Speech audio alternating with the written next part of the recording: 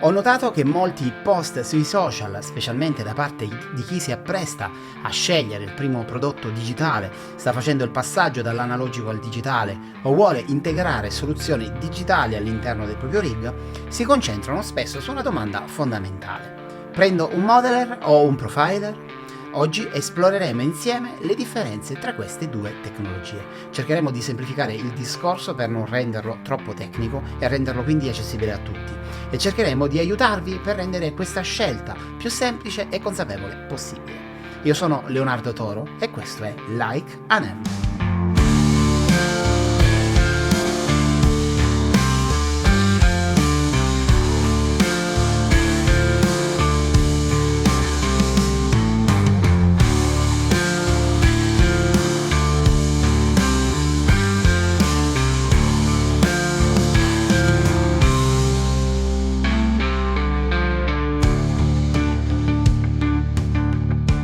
Ora entriamo nel vivo della questione.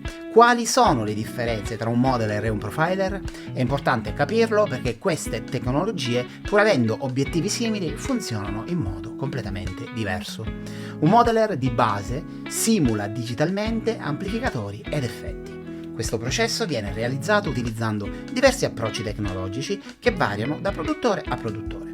In pratica ogni modeler ricrea virtualmente il suono e il comportamento di un amplificatore o di un effetto, in base a come il produttore interpreta la dinamica e le caratteristiche del suono originale. Ma questo lo vedremo un po' più avanti. Il profiler, d'altra parte, cattura direttamente il suono di un setup reale, come un amplificatore o una catena di effetti, per renderlo digitalmente e facendone una fotografia.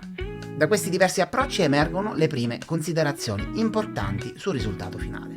Il modeler, simulando il comportamento di un amplificatore, pedale o effetto, restituisce un'esperienza dinamica perché, modificando i parametri dei singoli ampli o effetti, ci si aspetta che il suono reagisca come la sua controparte reale. Ovviamente, a secondo della precisione con cui il produttore ha ricreato il comportamento all'interno del prodotto, il risultato sarà più o meno fedele.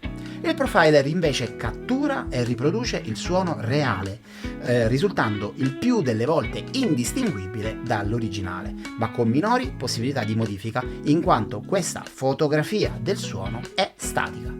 Parlando di modeler ci sono decine di opzioni disponibili e ogni produttore ha il proprio approccio unico alla simulazione. Prendiamo come esempio Fractal Audio, Helix di Line 6 e Neural DSP. Ognuno di loro affronta la modellazione del suono in modo diverso, con risultati che variano in base all'algoritmo e alla tecnologia utilizzata. Vediamo ora più da vicino come questi produttori modellano i propri toni. Fractal Audio è nota per l'accuratezza dei suoi suoni grazie a una modellazione fisica estremamente dettagliata. Ogni amplificatore ed effetto viene ricostruito in modo meticoloso con un'attenzione particolare ad ogni singolo componente del circuito. Questo si traduce in una risposta molto fedele alle dinamiche, alle interazioni tra i vari parametri, rendendo Fractal una scelta popolare per i chitarristi che cercano il massimo della precisione. Di contro, la presenza di diversi parametri all'interno di ogni modello rende la curva di apprendimento in salita e quindi è un prodotto riservato ai più appassionati. Helix di Line 6 invece, pur utilizzando un approccio basato sulla modellazione fisica, non riesce ad essere altrettanto dettagliata come Fractal. Però, grazie alla sua interfaccia intuitiva e alla capacità di personalizzare in modo semplice i parametri, è un compromesso tra qualità sonora e facilità d'uso che la rende una scelta versatile per chi cerca una buona esperienza di modellazione senza entrare troppo nei dettagli tecnici. Quad Cortex infine, sì perché il Quad Cortex oltre a poter profilare è anche un modeler, utilizza un approccio ibrido innovativo grazie alla tecnologia chiamata TINA. Infatti, a differenza dei metodi tradizionali di modellazione basati sull'analisi dei circuiti, come abbiamo visto in precedenza, TINA offre una combinazione di robotica e di machine learning basata sull'intelligenza artificiale, che si occupa di raccogliere dati direttamente dagli amplificatori e dai pedali, ruotando ogni manopola in sequenze specifiche per esplorare tutte le combinazioni possibili dei controlli, gain, bassi, medi, alti e tutte le combinazioni. Grazie a questo processo automatizzato, TINA consente a Neural DSP di creare modelli molto più accurati e di farlo più velocemente rispetto alle metodologie tradizionali.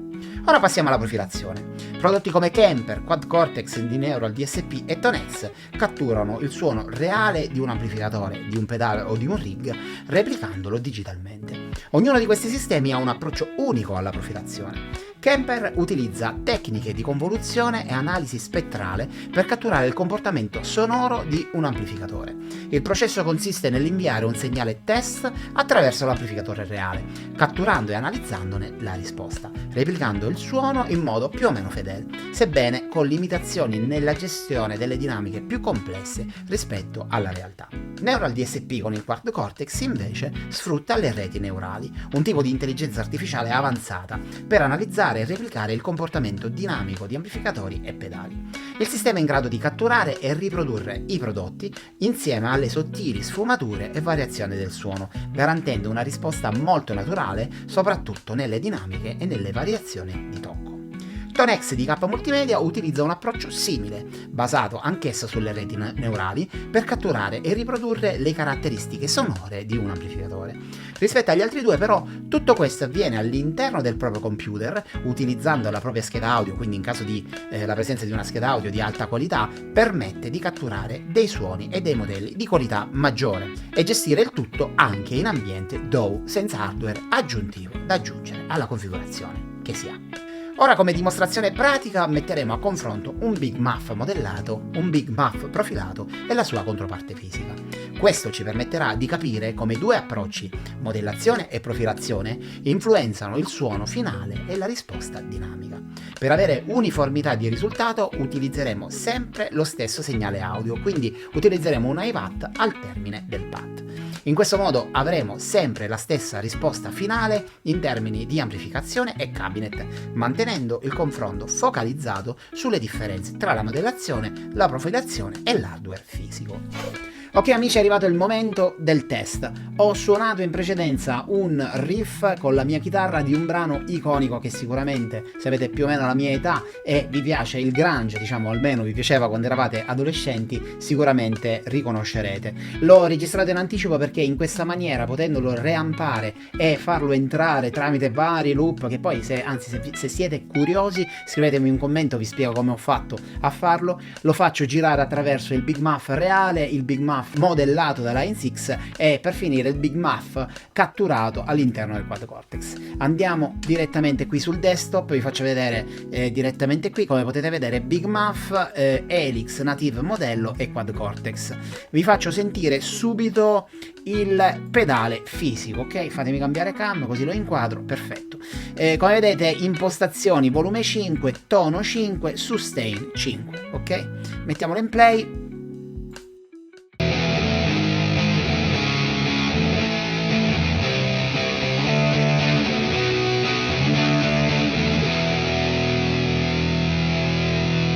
Ok, vi faccio sentire che cosa succede cambiando il tono in corsa, ok?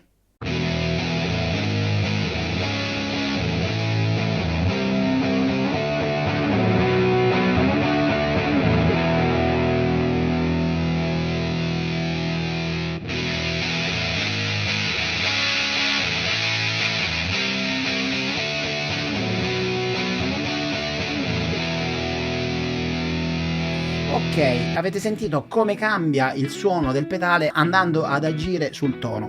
Ho scelto appunto questo Big Muff perché è uno di quei pedali che ha un comportamento non lineare quando si agisce sui controlli, e questa è la demo perfetta che ci fa capire come agisce un modello che va a replicare, come dicevamo prima, l'elettronica, invece come agisce un profilo. Bene, adesso torniamo di nuovo sulla nostra schermata e andiamo a vedere il modello, quindi il modello di Helix. Andiamolo ad ascoltare, anch'esso è impostato con sustain tono, mettiamolo a 5 scusate, e livello a 5.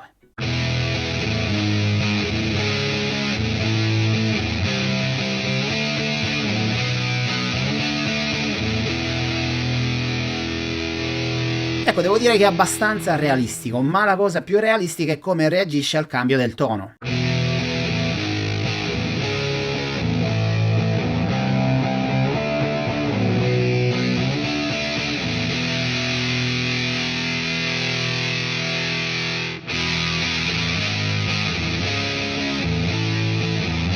Ok, quindi abbiamo visto con questo test che il modello, seppur suona un po' diverso, è un pochettino più bassi, un po' più fazzoso, suona sostanzialmente in maniera simile, quindi i controlli reagiscono in maniera simile rispetto al pedale. Adesso andiamo a vedere cosa succede con il Cortex Control, quindi andiamo a mettercelo qui e vediamo che in effetti noi impostiamolo a 0. Scusate perché avevo fatto i test prima.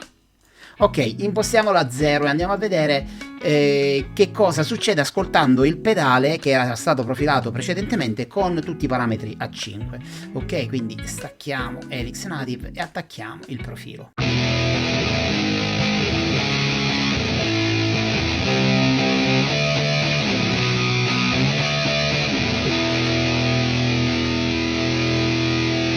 Come potete ascoltare, il profilo suona molto più simile al pedale vero rispetto al modello creato da Helix.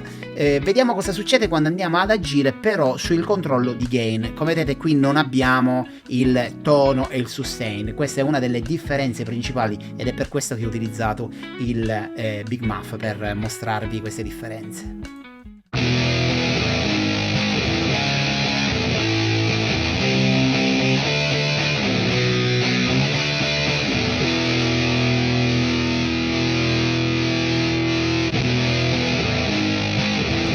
Ok ragazzi, come avete potuto vedere questa è stata una scelta un po' estrema, in quanto profilare e utilizzare un Big Muff per questa prova ha implicato il fatto che il profilo non rispondesse come ci possiamo aspettare sulla profilazione, sulla parte di profilazione. Ovviamente questa cosa non avviene se andiamo a profilare un overdrive, se andiamo a profilare un boost, se andiamo a profilare un ampli, perché in quel caso i controlli di gain bassi, medi e alti del profilo risponderanno in maniera più naturale. Ma questa prova e la scelta del Big Muff è stata proprio fatta in maniera strumentale, perché questo mi ha permesso di farvi vedere le differenze tra il modello che rispecchia sostanzialmente quello che avviene nel suo corrispettivo fisico. Ovviamente dipende anche dalla qualità del modello, da come il produttore ha implementato appunto il modello sui loro sistemi, rispetto a quello che avviene su un profilo che è una fotografia e che quindi può essere un po' tweakata, può essere un po' modificata, ma ovviamente non risponderà mai come un modello.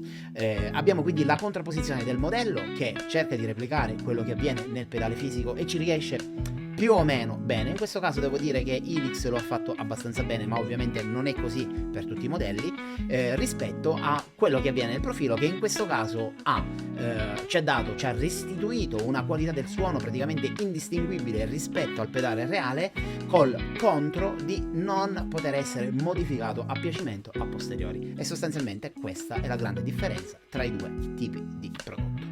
Bene ragazzi, è arrivato il momento di trarre le conclusioni e decretare chi vince tra il modeler e il profiler. Vabbè, ovviamente non vince nessuno perché dipende dalle singole esigenze di ognuno di voi. Ovviamente in questo video ho cercato di farvi capire quale prodotto possa essere più adatto al vostro scenario di utilizzo. Ovviamente se avete bisogno di andare a modificare ogni singolo aspetto, ogni singolo parametro di un determinato modello che replica il comportamento di un prodotto già esistente, il modeler è il prodotto più adatto. Se invece volete andare a replicare l'esatto suono di un prodotto reale catturato, quindi con una fotografia, il prodotto che fa per voi è ovviamente il profiler. Tra l'altro col profiler c'è la possibilità di andare oltre le catture che vengono messe a disposizione dal produttore, perché basta andare su internet e troverete tra profili a pagamento, tra profili gratuiti, sicuramente quello che fa al caso vostro. Quindi è facile espandere il numero di suoni che sono all'interno della vostra pedaliera. Ovvio c'è lo sbatti di andare a cercare e scorrere tra centinaia di suoni che sono stati catturati da altri, ma quando trovate quel suono che vi piace è proprio quello identico a quello che stavate cercando. Quindi in questo caso il profiler vince. Ragazzi, vi ringrazio per aver seguito questo video fino alla fine. È stato un video un po' lungo, è stato anche un po' complicato farlo a causa di questo tipo di test, per andare a ricercare il prodotto che ci permettesse di dimostrare quanto detto. Se vi è piaciuto il video andate a mettere un like, se mettete dei commenti e mi volete fare delle domande, ragazzi, io rispondo sempre a tutti, quindi vi posso aiutare a scegliere nella maniera più opportuna. All'interno di questo video avete visto sono comparsi un po' di QR code. Se volete comprare qualcuno dei prodotti che ho menzionato oggi lo potete fare tramite il link, basta scansionare il QR code o lo trovate nella descrizione del video. Non vi costa nulla, questo produce una piccola commissione che mi aiuta a portare avanti il canale e creare nuovi contenuti. Vi ringrazio ancora, buona giornata e ci vediamo al prossimo video.